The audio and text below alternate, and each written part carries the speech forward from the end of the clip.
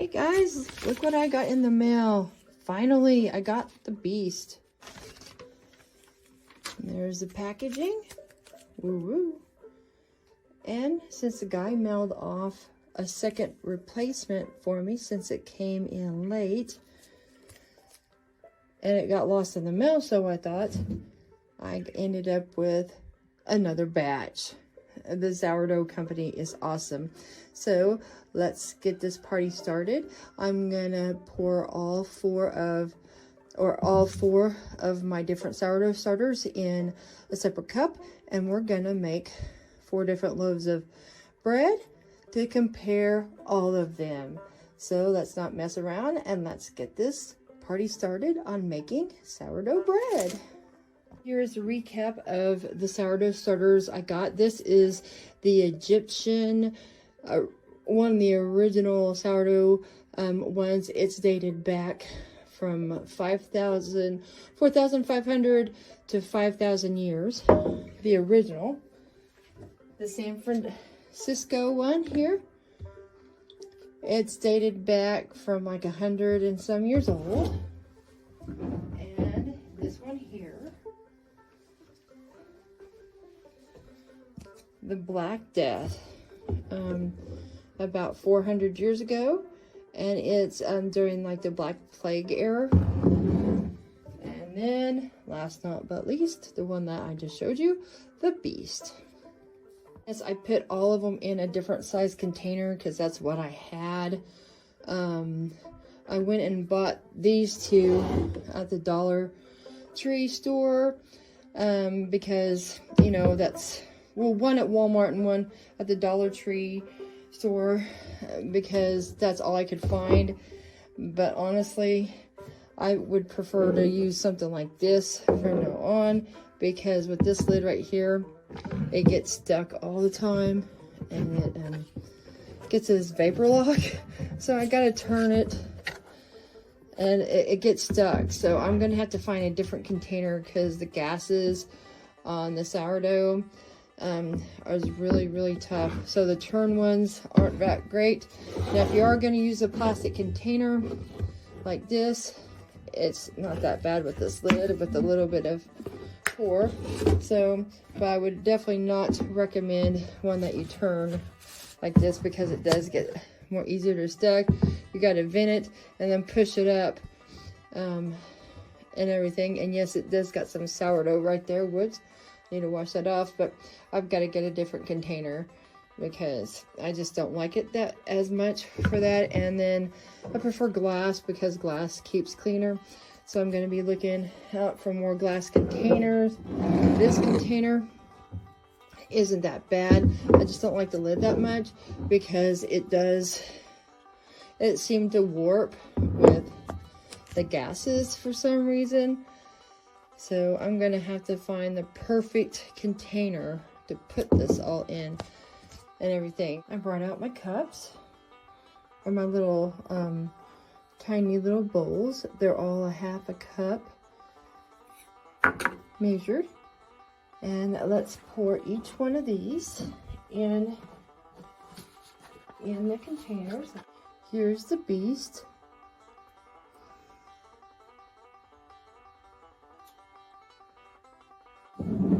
The Black Death,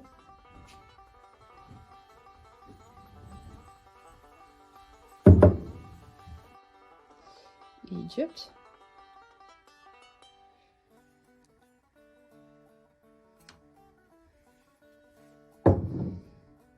and the San Francisco.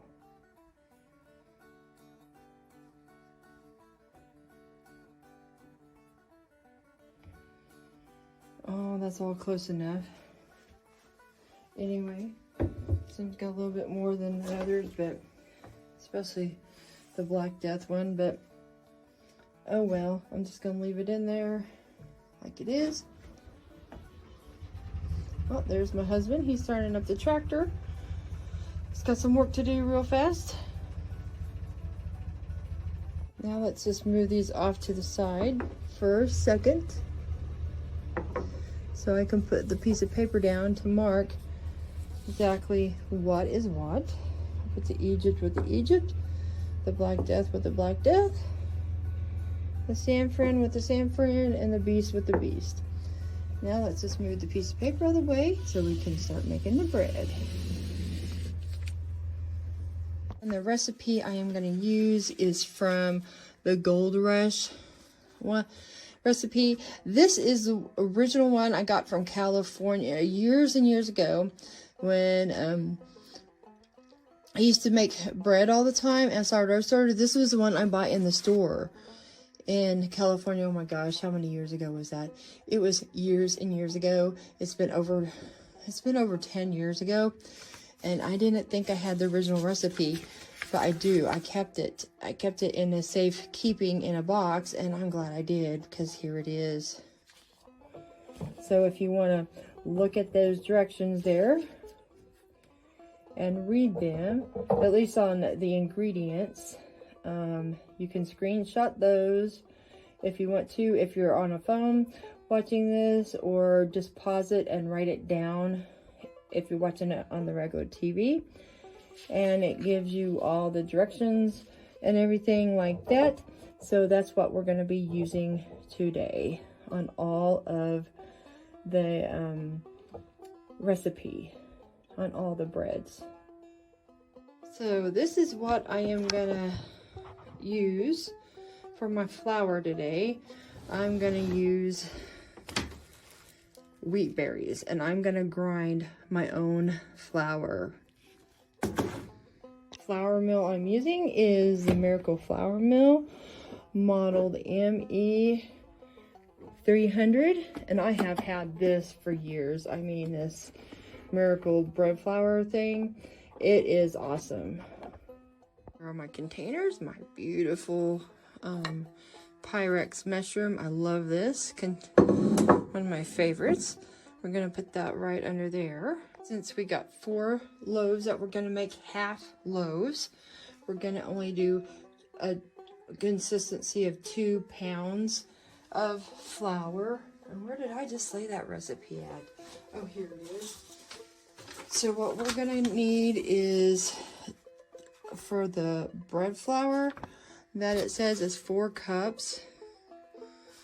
So, but whenever you grind wheat berries, you get less flour.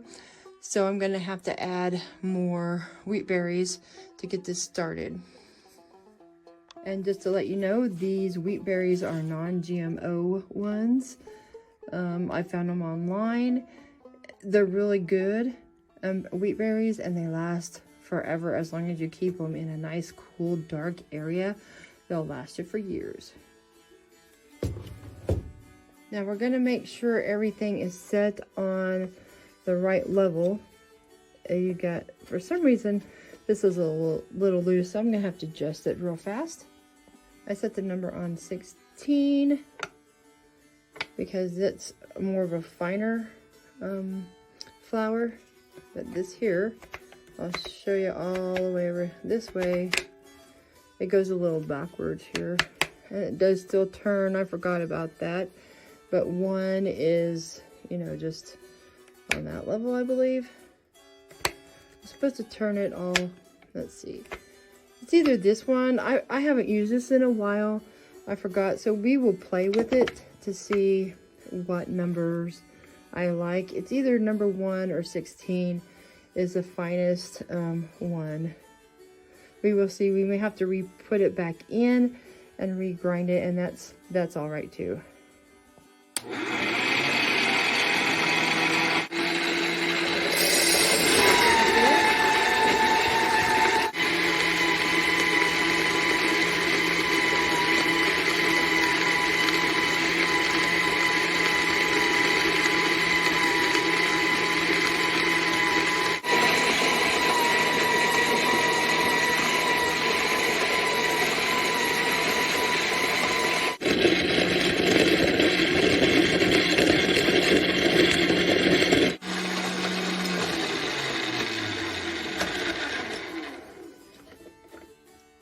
Right, it is done. Right, it definitely doesn't look like number 1 was it, so we'll put it to 16. We'll run it through again And yes, you guys may notice some scratches there, but that's from our kittens that we just got not too long ago. They're just playful little turds, so they're getting fixed tomorrow. By the way, Bonnie and Clyde, just that little bowl, it was like a cup and a half of flour that made. So out of 2 cups, after grinding it just that little, it made a cup and a half. That's what you get with wheat berries. So we're gonna just do this whole process again. 16.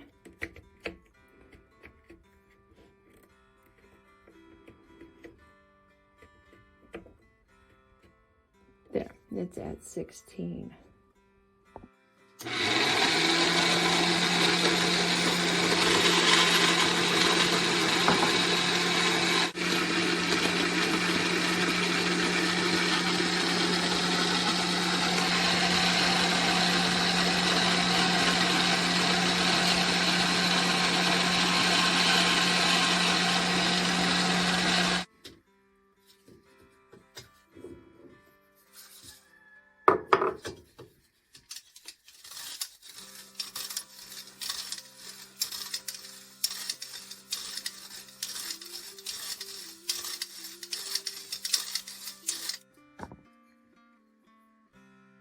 I had to switch it to a number 16. I was totally wrong about the 1.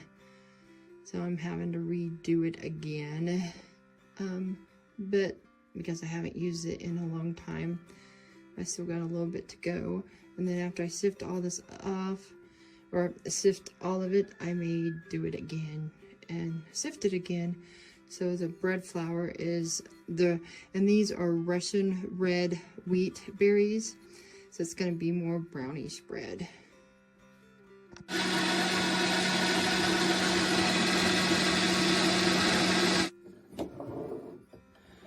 Alrighty, here is what we have left, or what after the whole process. This is the floury part. It's still got some nice grains in it. And everything. It's not 100% smooth, but it's freshly ground. I don't have a really fine sheath, but that's all right with me. And then this is the stuff that just won't grind up real small. That's the holes and stuff.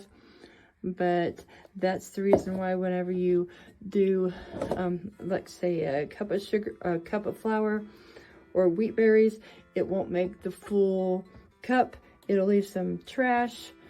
And plus, whenever you grind something smaller, you're gonna have less mass in there. So this is about 4 cups, maybe a little bit more. And now it is the bread making. Before we go any further, I've got to apologize because I either didn't record it or I accidentally deleted it, this part of the video, because I had a real bad migraine. I had ocular / retinal or a brainstorm migraine. I get these weird migraines where I see little squigglies, and it starts out with like a part of a vision loss, where I see like a foggy spot, and then I see little squigglies, and the pain starts hitting, and then sometimes I see like black, but the squiggly and squiggly, and then I'm like not thinking straight. And this migraine lasted for about 3 days, and it was really bad. And after the squigglies went away, I was dizzy. I mean, that was part of it, of the headache.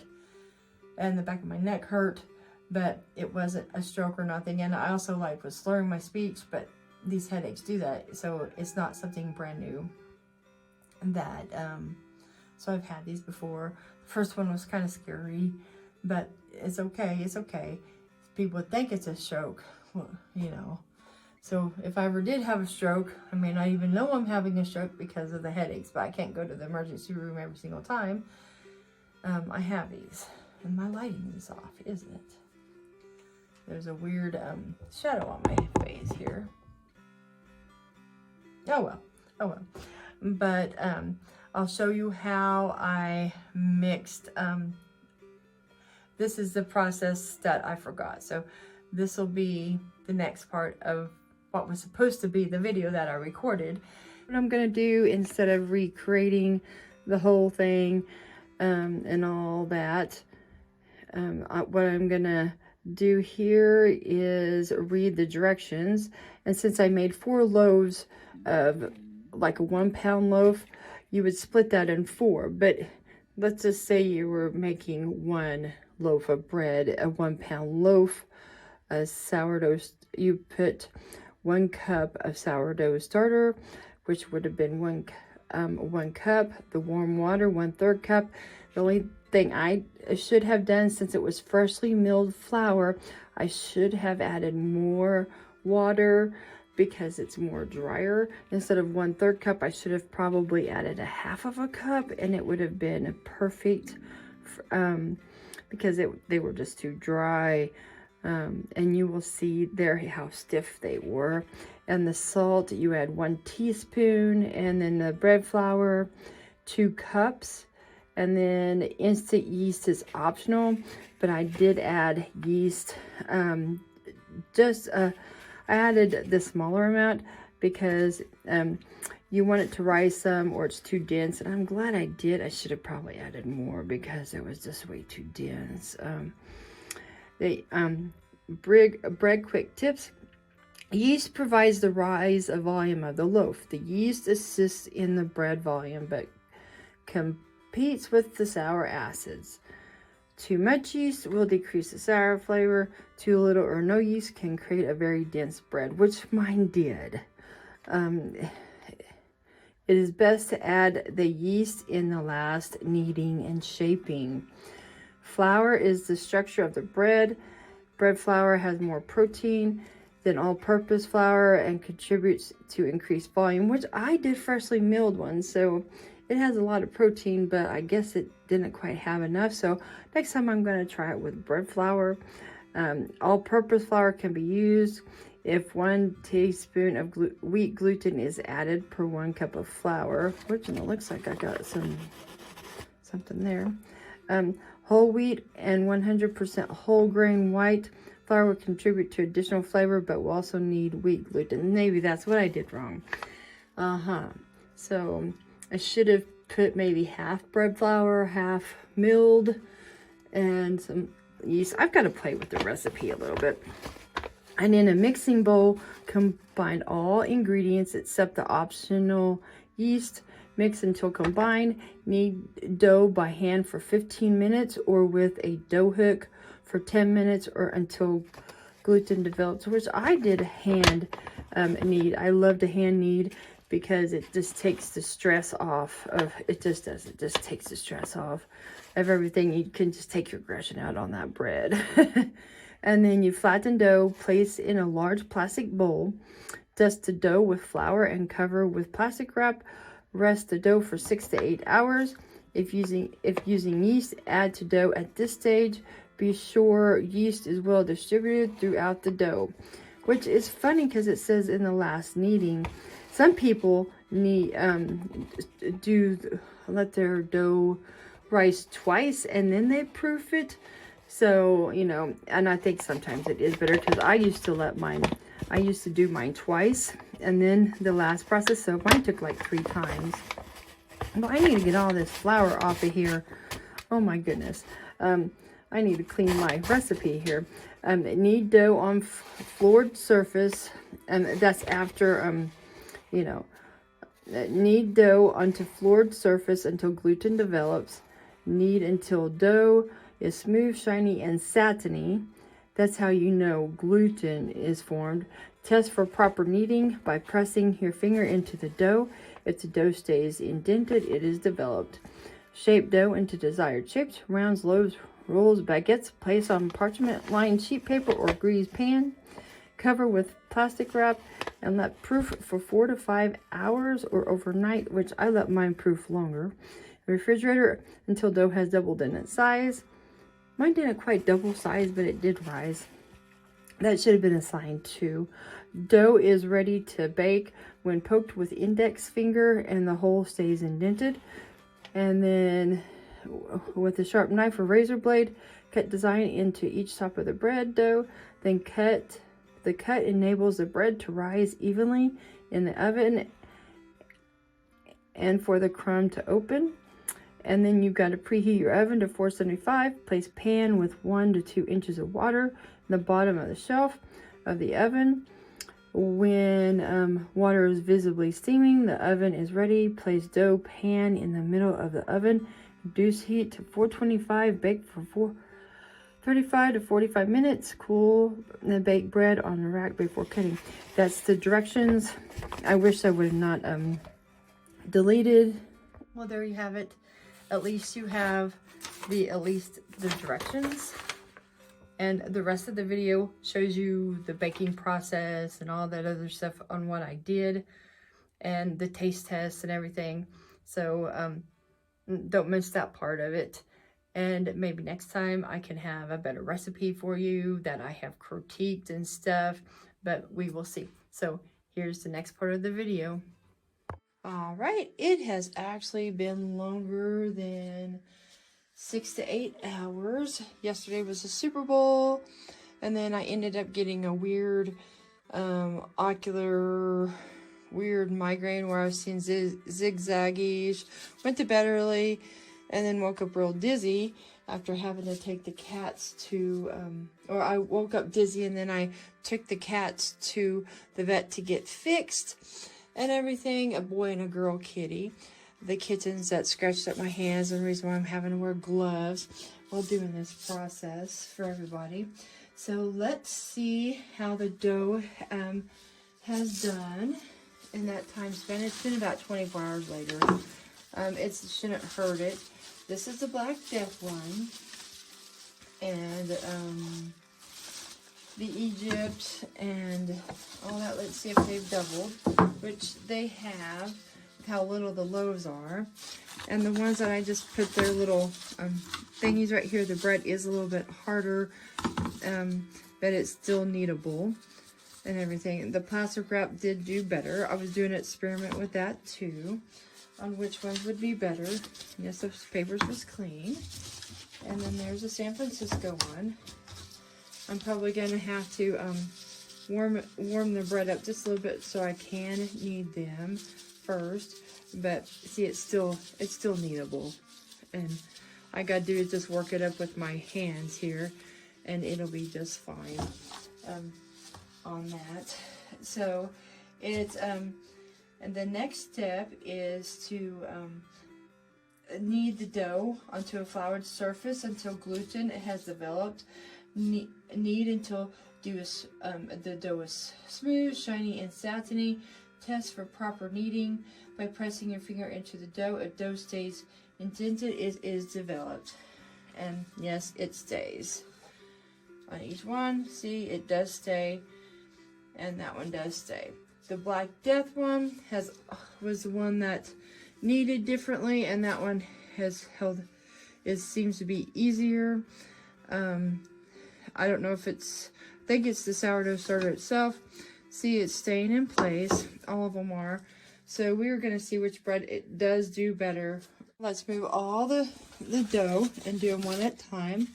I'm going to keep all of them separated here by which ones they're supposed to be. So this test will be accurate.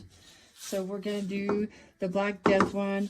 I got to clean off the countertop first and put my dough thing that I have that'll I'll show you. It's a mat to help keep everything clean while making bread. So here's this mat I got off of Temu. It's a really good mat. It looks like it's for kneading dough. It helps keep your countertop really clean and really sanitary. And also keeps all your bread products clean and sanitary, so you're not cross-contaminating. There is one thing about bread, no matter what, it picks up all flavors, everything, and any cross-contamination can affect your taste of your bread, no matter what. So it is good to have a nice clean surface, 100%, where nothing's cross-contaminated or anything else. And sorry about slurring my words here. My headaches, what I get when I get them, my speech really does get affected by it. So if I'm not making sense, it's because of that.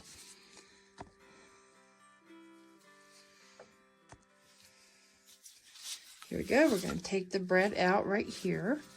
And we are going to flour the surface. I have a little bit of, I do have a little bit of bread flour left right here that I grinded yesterday. In which, that's what I started with, and then that's what we're going to end up with. Boy, I tied this knot awfully well. I cannot seem to get it undone. So I'm just going to, what I'm going to do here is just put a clean bowl and open the contents in here and just rewrap it, because I wrapped that a little too good, a little too tight. Right now my hands aren't, you know, going to want to unwrap that, so we're just going to do it that way. Then let's well flour this, and then we're going to knead it into, let me read the directions here with what it says. We're going to knead dough onto floured surface until gluten develops until dough is smooth, shiny. Test for proper kneading. We shape the dough into desired shape. Rounds, loaves, whatever shape you want it. And place on parchment-lined sheet paper or greased pan. And then you cover with plastic wrap and let proof for 4 to 5 hours or overnight in the refrigerator. So the longer you let it proof, in my opinion, has always been my stance, it's better. If you let the bread proof longer, then it's going to be a better bread. Dough is ready and to bake when poked with the index finger, and the whole size stays indented. It's the same thing. So you're actually double, this is like a double rise, a double proofing kind of thing. All right, here. So we're gonna knead until the gluten, you know what, excuse me for 1 second, I'm gonna take my gloves off and roll up my sleeves so I don't touch the dough with my fabric. Or, you know what I mean. All right, here I'm back with a brief intermission. Let's just knead this real fast. And since it already did form gluten, see that there is just beautiful already. This is the second kneading and the second proofing. Let's just kind of pick up the extra dough or the extra flour. Make sure we're not losing any of this dough, because we are doing, you know, different yeasts or different sourdough starters to see. So I don't want any taste to get on the other one that is, you know, I want it to be all accurate. So what shape am I going to put it in? Let me make sure all the dough. Let's just make a mini, I don't know. So it's going to cover up here. Make it a nice round loaf like this. Make it like a ball. Like a nice loaf should look. We're just going to make it in a nice circle. Then we're going to put it back into our container. But let me get out my oil first. Whoops. All right, we're going to grease or oil the bowl with a little bit of organic canola oil. That's what I had out to begin with, was organic canola oil. It doesn't matter what kind of canola or what kind of oil you have, but just kind of smooth it out here. There we go. Just so it doesn't stick. And we're going to put this on here. We're going to put the plastic back on it. Well, I think I'm just going to use a different clean bag here. That way nothing cross-contaminates or anything else, because I don't know what bag was what. I didn't keep it very well. So we're just going to put it in a Ziploc baggie with the name right at the bottom. So the Black Death one is done. Now let's do the other ones. And the next one I'm going to do is the Egypt. Let's get that one out. Now this one here is a little bit more stiffer. Whoops, I need to pause 1 second and roll my sleeve back up. There, I don't know about you, I always have trouble with keeping my sleeves up. I don't know why. And this one here was wrapped in plastic wrap too, but it's stiffer also. So I may have to go get a little bit of water and add to it, or just keep it like it is, because that Black Death one, wow, I mean, it just rolled up or kneaded just perfect. I don't think that one's going to be as stiff of a bread as the other ones. See, this one's kind of falling apart just a little bit. So I may have to go get some warm water and just make it more gluteny and shiny than the other ones, unless I just keep working. Let's see if this is going to work or not. It looks like it's getting softer. It feels like it's getting softer, but it's becoming too crumbly. So I may, in this process, have to add some more water. I think that's what I'm going to do. So let me pause, take my gloves off, and go get some warm water. All right, I'm back after getting warm water here. Let's just pour just a little bit on it, not very much. And let's see if that helps. Yeah, I think that's definitely going to help here. Bring some more viable to it. So you may have to knead this one, proof it a little bit more than what it was. I know that some people would use a rolling pin at this time, but you know what? I prefer to use my hands for one reason. It just helps so much take out. If you've had a bad day or a stressful day or anything else, this is a beautiful way just to take it out on the kneading instead of taking it out on people. It's like Mr. Rogers. I think that's what he would do. He would have done something with his hands, or Ross, the painting dude, he would have painted instead of taking his aggressions out on somebody. And look at that. That little bit of water helped revive that. And it's, now that I need it, it's still holding its hole right there. So gluten has formed in it. And all that. And the way I made that while ago with that hole in there, it just, the shape of that kind of reminded me of something funny and everything. So, wow. All right. I think that's gonna, yep. Gluten has formed. Let me just go ahead and work out the wetness here just a little bit. All right. So what we're gonna do, we're gonna shape it the same as the other one.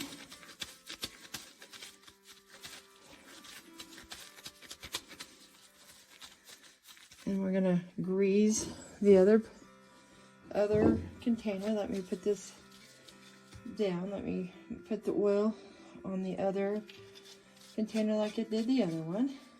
And then we're gonna oil or rub the oil all over the place. There we go. And then we're gonna do that, and I don't know why I stuck the hole in there again. I just did. That's all right. And then we're gonna put another plastic bag on that other one too. Let's just scoot that off to the side. Let me get my bag here. I just saw where I put the bags. There we go. I got the bags. Get my bag out here and get the other ones ready, or at least the next one. There we go. Put that in there. Nice thing so nothing gets a hold of it. And then we're just gonna Ziploc bag that one, the Egypt one. There we go. And let's put them out again for the next For the next loaf, we are gonna do, oh, and this one just came up, the beast. So yep, there's the beast. We're gonna put that on that side. That one definitely needs some water. That one is stiff. I mean, it is bad stiff. So this one's gonna take just a little bit more reviving than the other one. Take a little bit more water than that. And remember, if you have to do this, it's got to be warm water, not cold and not hot. It can be a little bit warmer, almost too hot, but it always suggested to put warm water. It just seems to work better. And I've tried it both with cold water and hot water and warm water, and they are so right about the warm water. It's like lukewarm from your tap, where it's not hot at all, where it just feels comfortable, like if you was going to take a bath in lukewarm water. A child, you know, your children, kind of warm. Not an adult warm, because adults can handle warmer water than a child can. So that kind of warm, kind of bath feeling, that's what they considered, that's the type of heat you want to make your bath. Or your water that you pour on your bread. Always use lukewarm water, and I always say child warmth, not adult warm. Or even like if you wash your dogs and cats in the bathtub, that kind of warm. For those of you that don't have children. Alright, this is almost ready. Here. I just need this one. Let's see if it holds together. I still needs a little bit more. There's still some stiff parts here. This is definitely way better here. And I already can tell the second one, I forgot which one I already did. I think it's the Egypt. Yeah, the Egypt one is already starting to rise better than the, if my mind, let's see, which one is that one? Yeah, this one's the Egypt. That one is rising more than the Black Death one. Even though the Black Death one was different on how it retained water and all that one. So you just never know. Alrighty. Whoops. Move my camera there. Sorry about that. And I think that's ready. I think I feel one more hard spot there. Let's get it all nice and formed. Is it going to hold? Oh yeah. It's going to hold. It's all mixed well. Look at that. We're going to make that a ball. Let's just make sure it's, well, I'm just doing a little bit more. Like I said earlier, it is better to over knead than to under knead, because under kneading is bad. You're just going to have a big old sloppy or a gummy bread. And gummy bread to me is just gross. You know, you can still use it for grilled cheese sandwiches and stuff if you want to. But once it does that, it's just not as good in my opinion. And instead of using the bread proofing bowls like I did a while ago, with these here, I am going to use just a regular bowl instead. So let me get that regular bowl.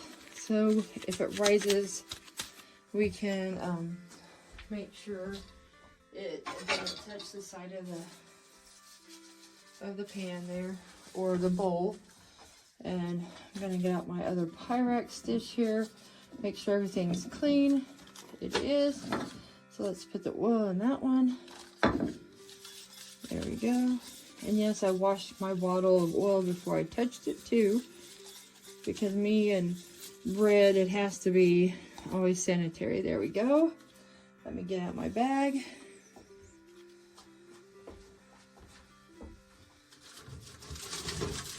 And all ready.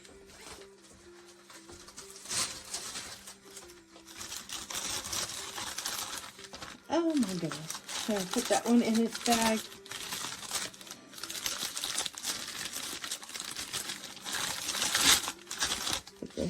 sign at the bottom. Ziploc bag that one, so no bugs, no flies, no nothing. You get into your bag. It smells from the air. It's just a pure source. Now this last one, that was the beast, by the way, that we just did. All right, here's the next one. It's the San Francisco. The San Francisco one. Let's lay out the flour again.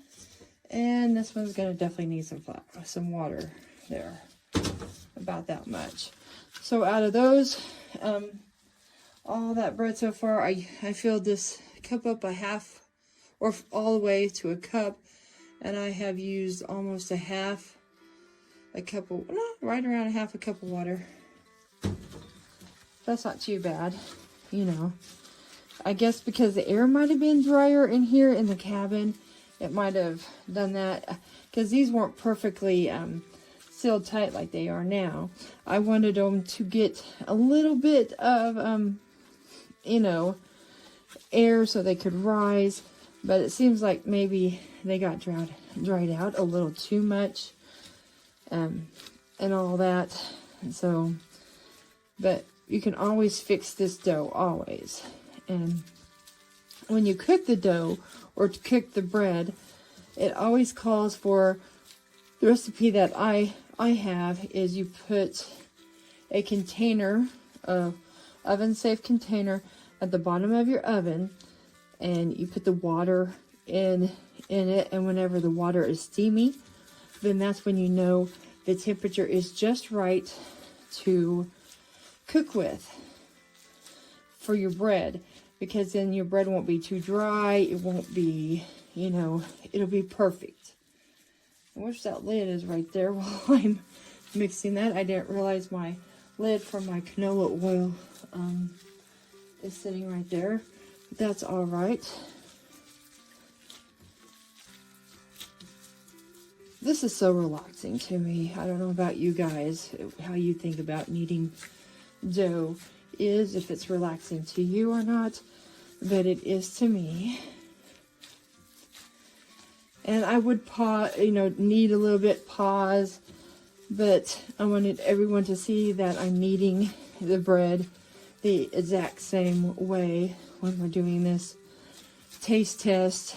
I wanted you to see that nothing is changed from the method there. That is perfect. I may have to add just a little bit more flour to that one to make it less, you know, watery, a little less sticky. Let's add some more. Yeah, and that's what I have left from yesterday. And it's not that much, but hey, it's always better to mill extra flour than not enough and have to go through that process again, because with what I freshly milled with that miller, it took me, oh my goodness, it took me about 30 minutes to get everything milled and sifted, not sifted, sorry, my head is still from that migraine, so it took me that many times. And then look, my glove's falling apart. That's why they call them disposable gloves. So once you use them, then you just throw them in the trash. I hate to use disposable gloves, but until my hands don't have any more kitty cat scratches on them, then, and if I have to come in contact with food, it's just more sanitary to wear gloves than not. And with always, whenever you're kneading dough also, or anything, always take off your rings, because there's nothing worse than keeping a ring on. That's where a lot of your bacteria is on your jewelry. You may scrub your hands really clean, but underneath your jewelry is not, you know, very clean. There we go. There, that is, now that is beautiful. So we're going to shape that piece. We're going to shape the bread like we did the other ones. The yeast is already in here from yesterday. I did put just a tad bit of instant dry yeast and that helps with not being so dense. You want to add just the right enough yeast with her. You don't want to add too much with sourdough, but you don't want to add nothing, because unless you want your bread so dense and a little stiffer, you know, if you like it that way, that is great.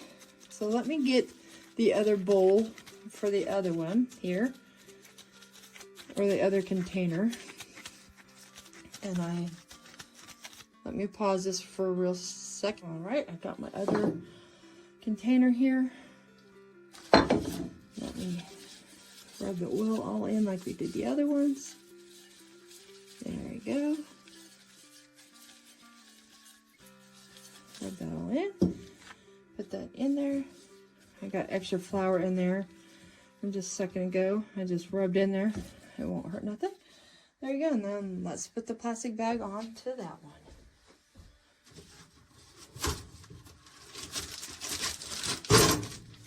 I think this bread is going to be so super good. Oh my goodness.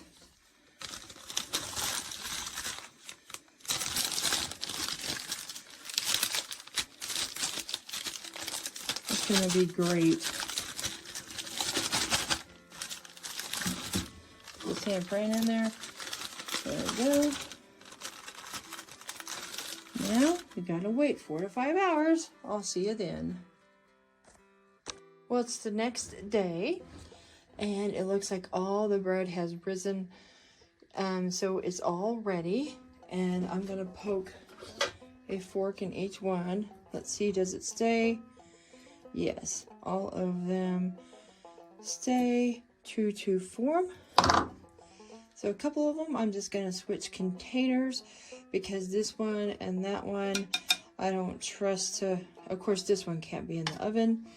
This one, I don't think can either. That's just a serving dish. It's an old antique, and I don't want to break it and destroy it. So I'm going to put them into my other Pyrex. So how I'm going to tell which bread is what, I'm going to initial each one. I'm not going to make this bread pretty.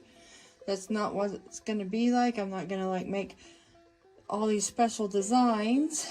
I might put a heart in there or whatever, but what I am gonna do is write a letter on it. Let's see, let's cover this one up here. Let's put Egypt. I'm gonna put like an E, if everything will work right.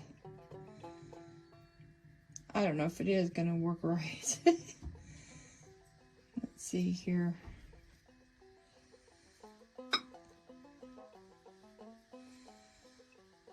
No, it's not too bad. It definitely looks like an E on that one. Now, if it'll hold, I don't know if it will or not. So what I'm going to do anyway, I'm going to mark on the paper what container is what, so I don't, make a mistake anyway. So that way I will know. Let's put a B for... Let's move this one all the way first, and then let's put a B for Black Death one.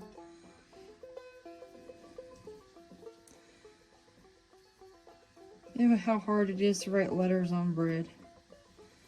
Extremely hard.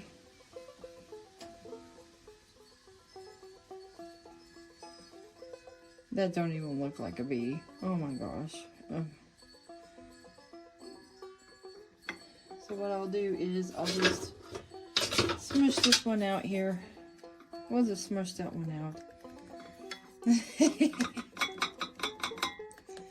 I'll just smush it, smush it, smush it. Oh, I don't know if that looks like a V, but I guess it's close enough. And since this one is the beast, what I might do here, let's turn that around, is make a beastly face. This bread's really tough to draw on here. It'll eventually start looking like a beast, I guess. There's its other eye, there's its nose, there's some hair. My drawing skills on bread just failed miserably.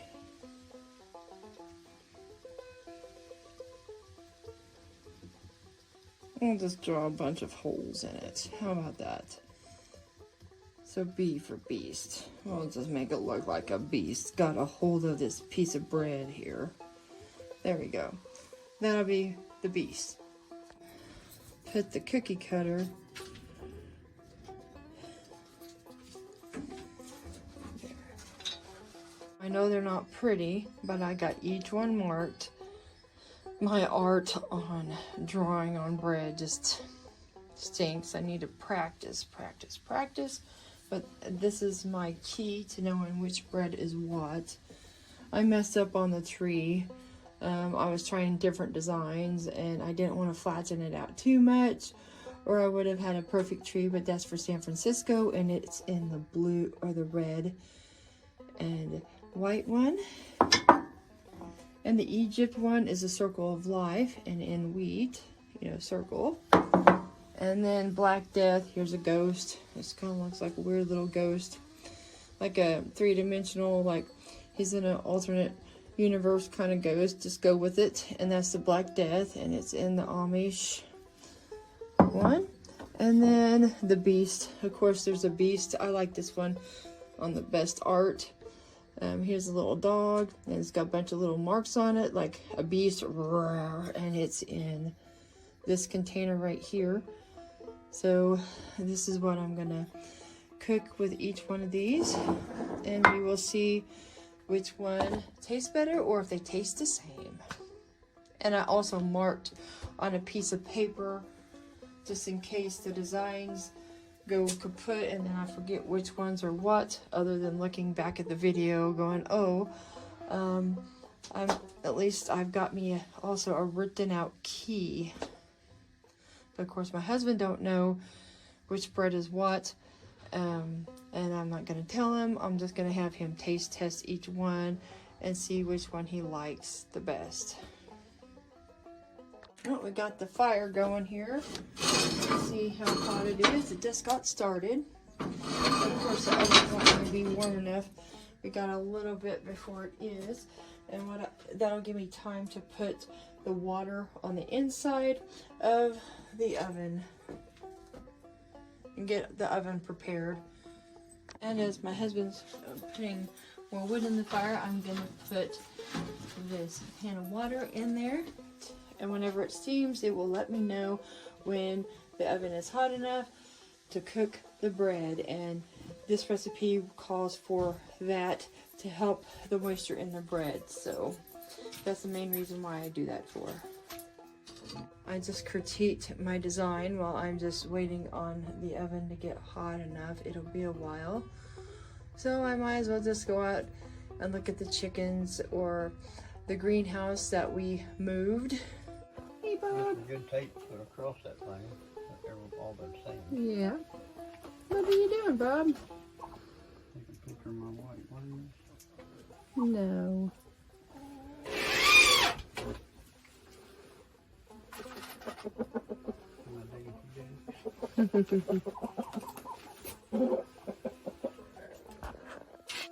That fire is going so good, it's definitely showing through the other, and yes, there's lots of ashes there. We do need to clean it out.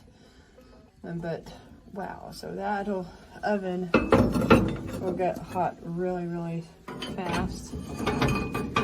It's still going extremely well. The fan hasn't went off yet, so it's not quite hot enough, I guess, but it will soon be hot enough. And let's check to see if we got steam. No steam yet. Not at all. I think it's trying to get warm.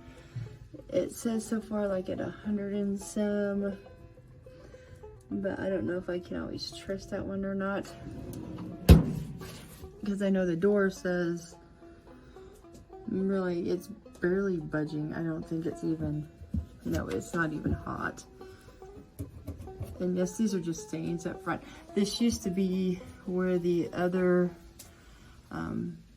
thermometer. I think that's been replaced a long time ago, or some emblem was right there, but I don't care about that.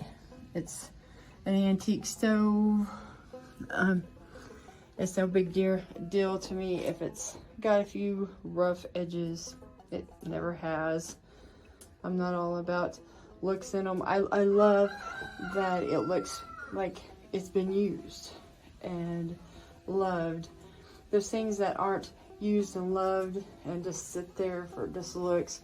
I find that so darn sad. I really do. I prefer everything to look like it's been used, for sure. I just do. It's like Mabel there. I mean, I love her out of my kitchen here. I love that her fingers got some stuff missing. She's got some scratch. Her face is, you know, I just love Mabel. I really do.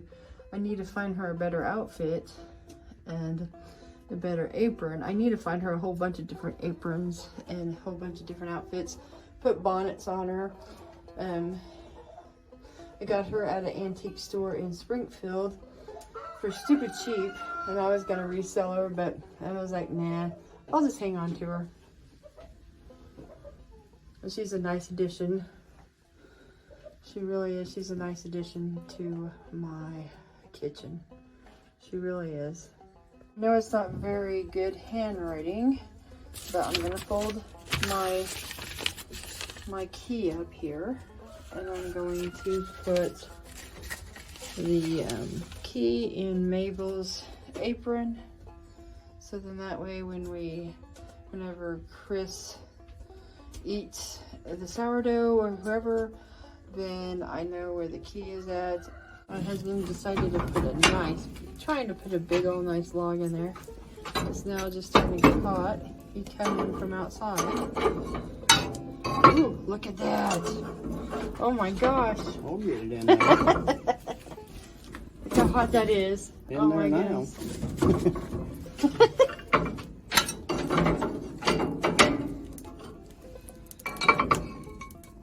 And that's how you get spots like that on the stove, but who cares? It makes it look more loved. There we go. That should get that bread nice and hot. Now I'm gonna have to put more than this bread in here too. It is in there. No, the bread's not in there yet. No, I've got to wait for the steam. And it's not steaming yet. No, I don't have to switch over to it yet. I'm going to though. He's switching that. There you go. He switched it over. If it smokes any, it doesn't look like it is. Nope, no smoking. Damper down a little bit. Keep the heat in there. Yep. There. It ought to warm up now. Yep, it should warm up just fine. I'm gonna put some cleaner on that real soon. There was some oil that fell on there, but you know what? The oil will help preserve it, so I'm not too worried about it. I'm just gonna dust off all the wood chips. I think I'll just leave it like that, because the more oil it has on there, the less, you know, issues you're gonna have. Might as well. But that's why the stove is, you know, got marks on it and stuff, because of being used. And it just, from wood, nah, you know. The water is steaming. I don't think you can see that too well, or can you? Yep, there it is. And the fire is extremely hot. So it's time to put the bread in. Here's this a stained up cookie sheet. I'm going to put at bottom to make it easier to slide everything out.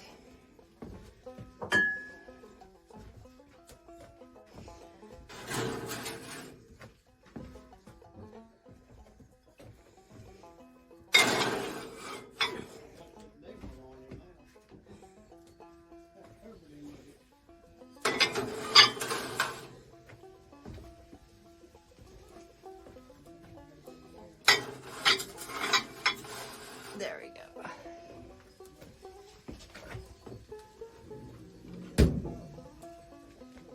Well, my 15-minute timer went off. I'm just checking on it just to make sure, you know, everything's going good. Let me open this up here. Let's see. Okay, I'm doing this one-handed. I should put my bread on a tripod. My bread on a tripod, but my camera. Let's see here. It's still got lots of, so it's definitely not done. Of course not. I didn't figure it would. It may take a little bit longer than the 45 minutes, but we will see. I'm going to keep setting it at 15 minutes just to keep checking on it because I don't want it to burn. And also, I keep checking the fire. The fire's going really well. I just put another log in there. So, everything's going good. I just took them out of the Pyrex bowls. And this is what they look like after they're out. I know that they look the same, but you know. But I can't wait. I'm going to wait for these to cool because one thing about sourdough bread or any bread, it still finishes cooking whenever it's still hot. And I don't want it to look all, you know, mushy on the inside, but I think we're going to be so happy with these. Oh my goodness. And these little personal little things like this, they can really be made into gifts. I mean, wouldn't that make a person smile? They have a little homemade bread with a sun on it or a little dog. I'm gonna have to work on my ghost and I'm gonna have to work on my tree, but you know. And this bread has definitely made some crumbs already on my tea towel. It's clean and everything. It just when I took out the bread, it does have the grains that cooked in here. They fell out, but that's all right. You just know it's just so good and so wholesome compared to store-bought bread. I'm excited. My husband's out there running the tractor, pulling up some things that need to be pulled up and also cleaned up. That's my Valentine's gift, by the way, is him cleaning up some things. I'll just show you what's for dinner real fast. Potatoes, cabbage, Brussels sprouts with some onions, a little bit of butter. It looks like there's a core I've got to take out there. And I put some seasoning and some water in that pan. I'm going to make it more soup-like. You will see what it looks like. It's real good. I've had it before. It's just something I've made. I love to make soups. That's one of my things I like to do. Hopefully I didn't go off too far here. I have a problem with keeping my tripod still right now. But that's what's for dinner. The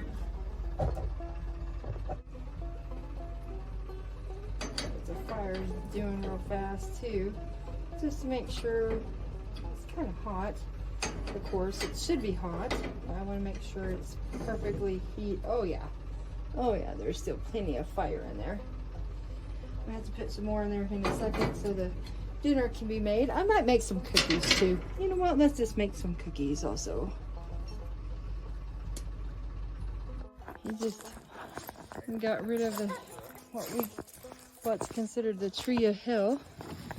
In China, they call it the tree of heaven. Because, I mean, that thing, you can do whatever you want with it, and it keeps growing and growing. But the bad thing is about this tree, let me take my gloves off, sorry. The bad thing about this tree is that it's invasive, and it takes over all the other trees in the forest. So it will kill all your natural trees that's here. This tree normally wasn't here. It was brought over here, and it's invading all the other trees. So we got to pull all of them up or cut them down, because what happens is from these here, they grow runners, and then all these little trees just start popping up, and they'll kill all your other plants. So never plant a tree of heaven or tree of hell, depending on who you talk to. And that was in the garden, and we had topped it. We had cut the top off, thinking that wire really grew in there good. And then we cut it whenever, and then the wire started growing in it, and that was just from 2 years. What I found around the house to make some quick cookies, I didn't have everything, so I found a half a cup of peanut butter. That's all I had left. So I put in, with that half a cup of peanut butter, a half a cup of brown sugar, some oats, half a cup of oats. I added a half a cup of sourdough starter, and then, or more like a quarter cup, somewhere around there. I didn't measure it, but it looked more like a quarter cup. So the measurements may not be quite there. And then my flour, it was a half a cup of self-rising flour. And then I added a teaspoon of vanilla extract. And then I'm about to add one of my Easter egg or eggs, a blue egg in there. I already cracked it. So let's go ahead and put that in there. So hopefully that makes some good cookies. Here's the cookies in the oven. It's kind of dark right now. It is getting dark in here. But there's the cookies right in there. That's what the cookies turned out to be like. Yum, yum, yum, yum. And with that sourdough bread, it looks so good. And we're just waiting for the soup.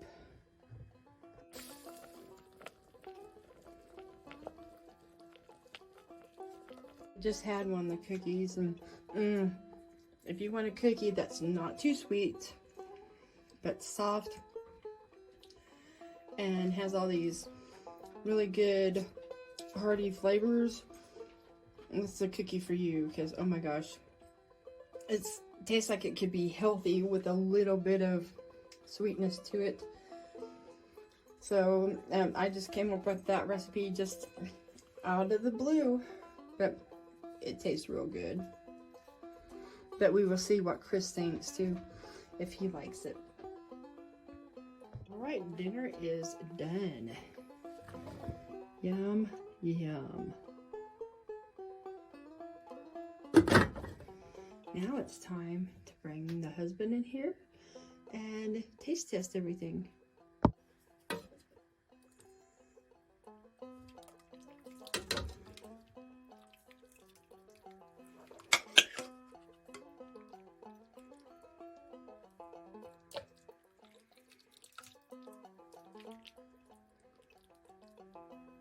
On this next segment, before we taste test the food, I didn't realize our faces wasn't showing, and I can't go back and, you know, taste test the bread a second time, but we did show the bread us eating it. It's just our heads were cut off, and then when I cut out, then we were taste testing the cookies, and it was too high, and that wasn't intentional.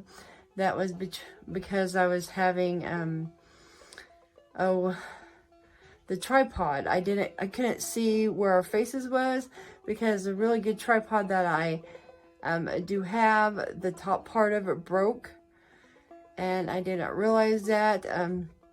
We do got a thing attached to it so we can at least film, but I should have brought out the other tripod. So, but it is what it is. But we do get to taste test and review it. So just to let you know, it wasn't on purpose and everything like that. But, you know, sometimes people don't like to watch people eat anyway. So maybe that was a good thing.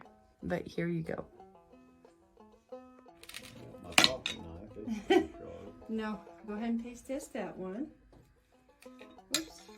You not to fling the knife around. Let me taste that one too. Well, it's a little bit more dense because it being fresh milled bread or flour.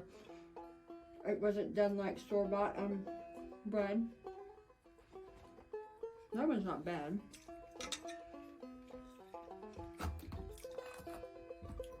Let me do this one. I might have got the wrong kind of knife too. That's what that one looks like. It's more dense. I'm gonna try this with bread flour too, like store-bought. See if that turns out good. Okay, so that one, so we tried that one. I need to keep track of that. And this one is the tree, the second one. Try that. Try the second one.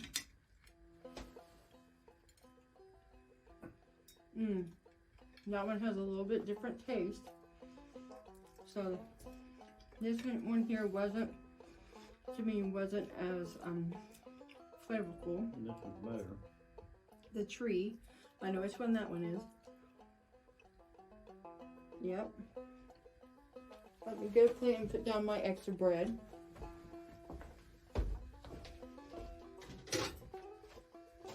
Okay, let me put that one down. So we tried the tree. I like the tree one, so I know which one that one is.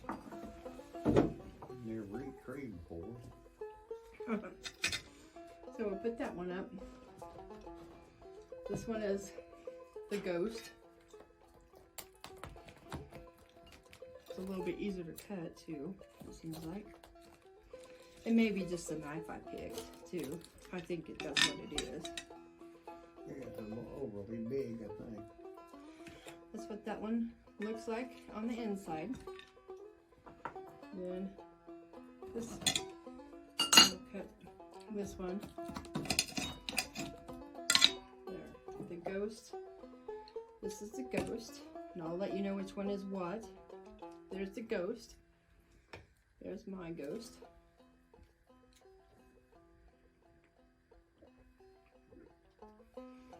That one, so far for me.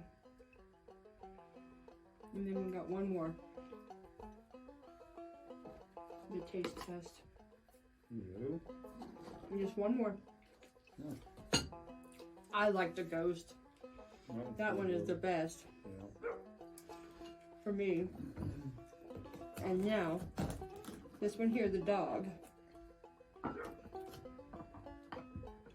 Yeah, so far. Your peaches. We're not eating real dog. Now this one here had better consistency with the milled flour. It may all look differently with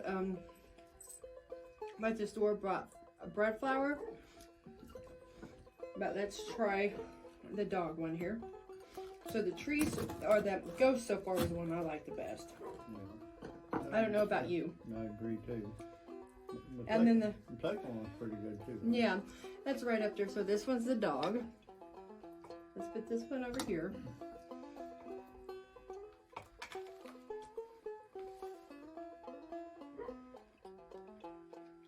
I like the ghost better. Nothing will have more flavor, hardly. I know that one. It may need to do more.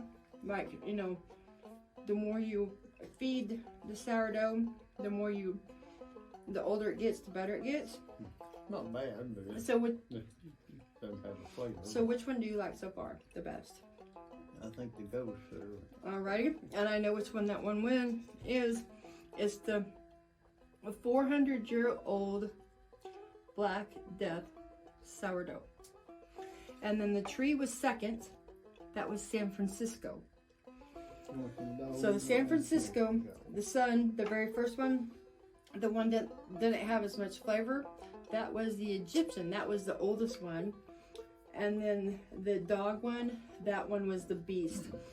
So I think it was definitely the ghost was my favorite. The tree was second. The San Francisco, the 400-year-old black pig, the San Francisco, and then the beast and the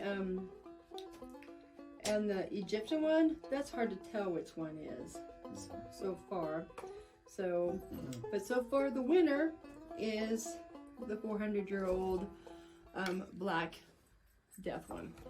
Ding, ding, ding. That is the winner, in my opinion. So, and it might be a different flavor and a different texture and all that if, you know, like I said before, the other flour, I've got to try that too. And those cookies are made from the San Francisco No, let's see. I made them from the beast, actually. Just the beast is what I made the cookies from. And I already had one cookie, and it was really, really good. I need to... Beast for the second one, wasn't it? The beast was the last one. Oh, okay. Yeah. So hands down, I think the 400-year-old Black Plague, that Black Death one is the one is my favorite. Well, I agree too. And I figured the soup, we could dunk the bread in the soup. Yeah. No, it is hard on the outside, I think because of it being cooked in the wood cook stove and being homemade. And I might have cooked it a little bit too long, but I wanted to make sure it was done because the inside is still has that dense look inside of it.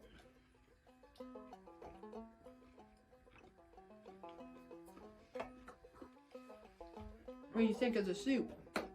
No, delicious. Look at Midnight over there, all sleeping and everything. Well, now we're gonna try our cookies. They're made, I just come up with a recipe, you know, out of the blue. Not too sweet. That's the inside. Peanut butter, oatmeal. Tastes good. I didn't have regular cookie making stuff, so I just came up with that one myself. So what do you think? Everything, what do you like rate it all at? Like, Delicious.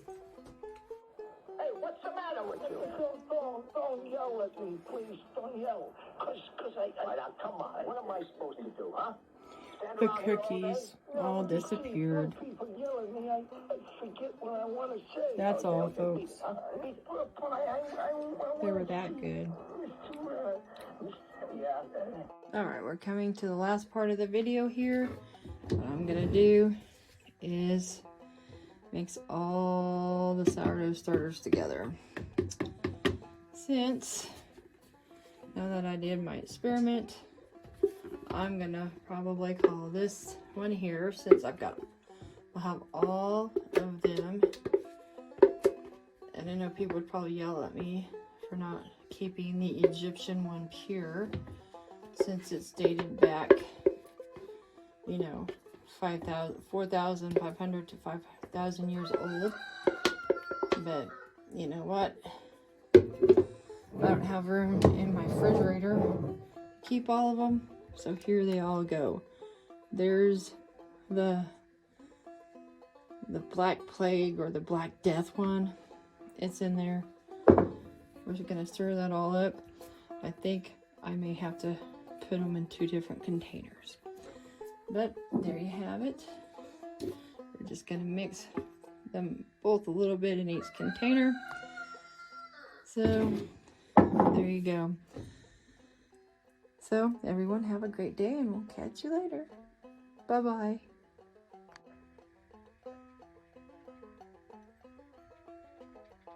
Nice and bubbly.